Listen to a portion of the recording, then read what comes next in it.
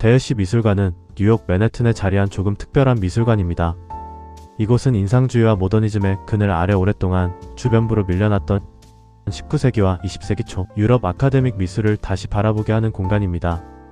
미술관은 스스로를 미국에서 유일하게 유럽의 아카데미 훈련을 받은 작가들의 작품을 수집 전시 해석하는 기관이라고 설명합니다. 이 미술관의 시작에는 탁터 대해시라는 이름으로 알려진 산림 무사 아치의 컬렉션이 있습니다.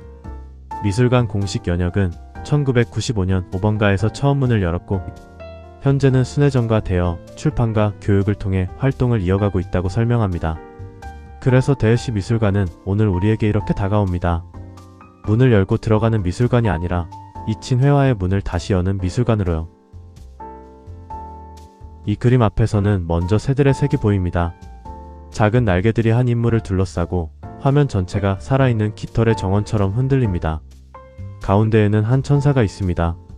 하지만 이 천사는 하늘 높은 곳에서 내려오는 존재라기보다 숲과 새들 사이에 이미 오래 머물러 있던 존재처럼 보입니다.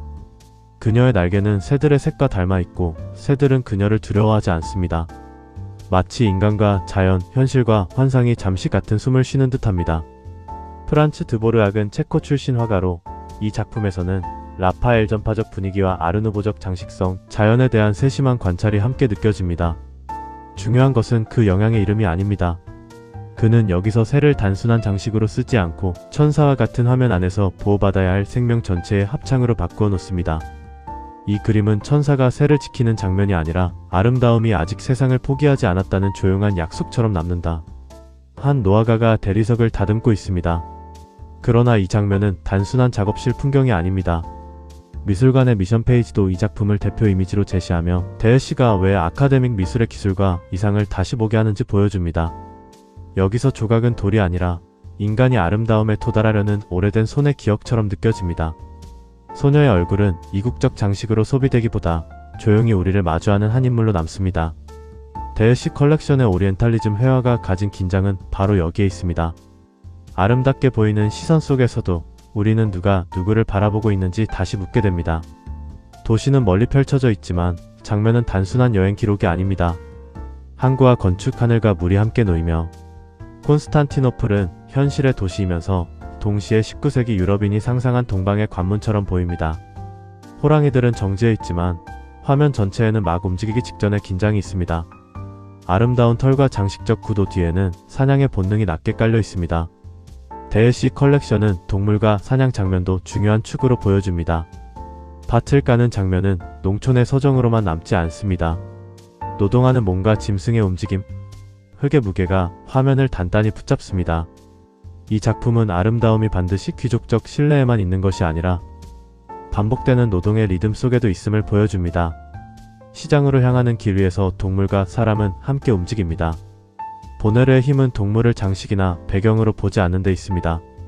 동물의 몸은 살아있고 그 생동감이 장면 전체를 앞으로 끌고 갑니다.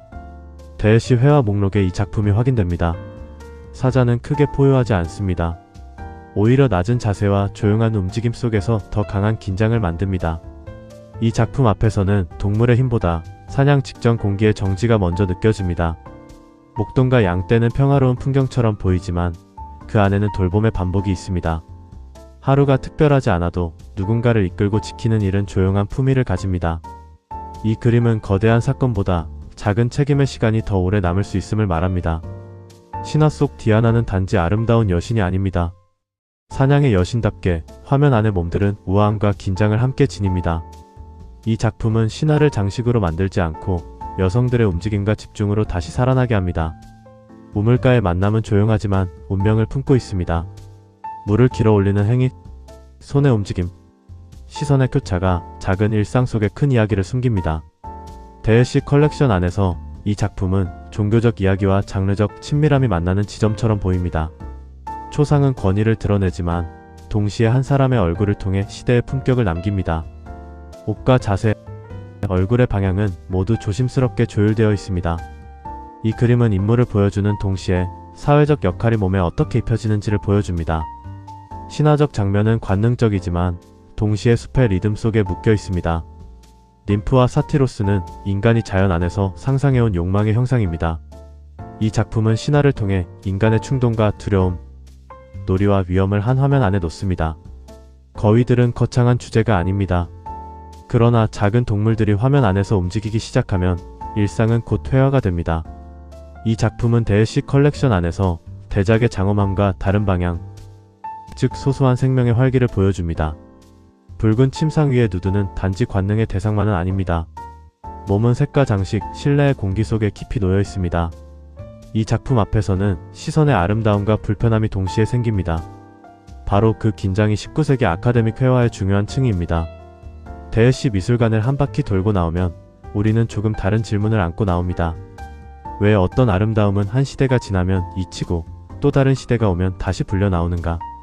프란츠 드보르악의 천사는 새들 사이에 서 있고, 제롬의 작업실에서는 대리석이 인간의 손끝에서 생명을 얻으며, 몬스테드의 눈과 밀러의 초상, 보네르의 동물과 도이치의 실내, 메르시에와 바리의 조각은 모두 한 가지를 다시 말합니다. 기술은 차가운 규칙이 아니라 사라지는 순간을 조금 더 오래 붙잡으려는 인간의 마음이라는 것을요.